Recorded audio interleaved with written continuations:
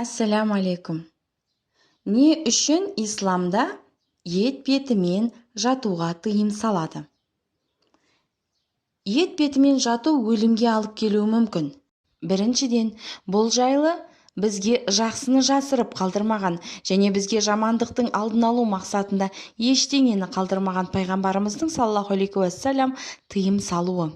Насих ибн Тифха әл-Ғифари өзінің әкесінен жеткізеді: мен пайғамбарымызда саллаллаху алейхи уассалям қонақта болдым. Кейін ол саллаллаху алейхи уассалям түнде біздің жағдайымызды білу үшін келді. Сол кезде мені ішіммен жатқанымды көрді. Ол саллаллаху алейхи уассалям мені түртіп, бұлай жатпа, ол Алланы ашуландырады деді. Басқа хабарда пайғамбарымыз саллаллаху алейхи уассалям оятып, бұлай жатпа, бұлай тозақ тұрғындары жатады деді. Бұл еркектерге де, әйелдерге де қатысты, себебі айырмашылығына белгі болмаса, басты қағида екеуіне де тиесілі болады. Енді 1500 жылдан кейін зерттеушілердің анықтауын көрейік. Ішпен жату тыныс алуды тарылтады. Ішпен жатқанда көкірек клеткалары механикалық түрде қысылады. Осылайша тыныс алу жолдары таза ауамен толықтай қамтамасыз ете алмайды. Ішпен жату әсіресе жүрек қан тамырларымен ауыратын қарт адамдарға зиянды. Себебі тыныс алу жолдары қызметінің бұзылуы қанда көміртек тотықтарының көбеюіне, соның салдарынан адамның өліміне алып келуі мүмкін. Ішпен жату барысында миға қан баруы бұзылады. Ішпен жатқанда бас бүйір жаққа қисайғанда омыртқа күре тамыры жабылады. Сол үшін миға қан жеткізу бұзылады.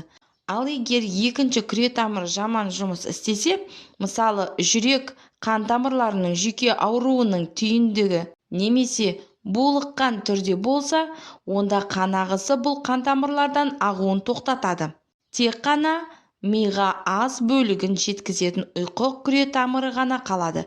Бірақ бұл қан тамырлары өзгеруі мүмкін, әсіресе қарт кісілерде жиі болады.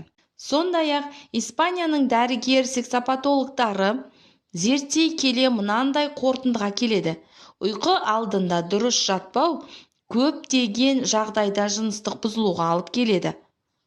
Бұл әйелдерге де, еркектерге де қатысты. Сіз ішпен жатқаныңызда ішкі мүшелеріңізді басып қаласыз. Сонымен қатар қуық қалбыршағында. Ішпен жату инсультке алып келуі мүмкін. Айтпақшы, ми инсульттарының көбісі дәл ұйқыда, шамамен таңғы сағат 4-5-те болады екен. Ұйқы үшін ең қолайлы кейіп ананың қарнындағы баланың кейпі. Ең жақсы күйі бүйір жағыңмен, иық көрпешеде, бас жастықта, аяқтары бүгіліп жату. Алла ұлық. Бұл күй сүйікті пайғамбарымыздың саллаллаху алейхи уассаламның сүннетінен келген күй.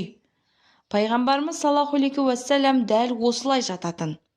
Ішпен жату көкірекке де зиян.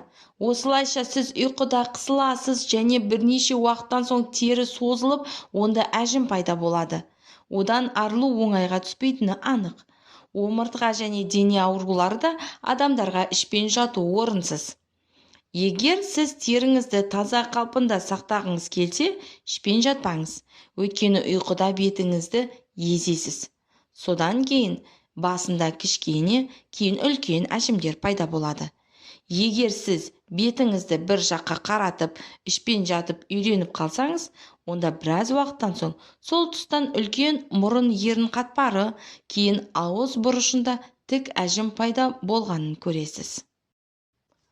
Ақпаратым пайдалы болды деп ойлаймын.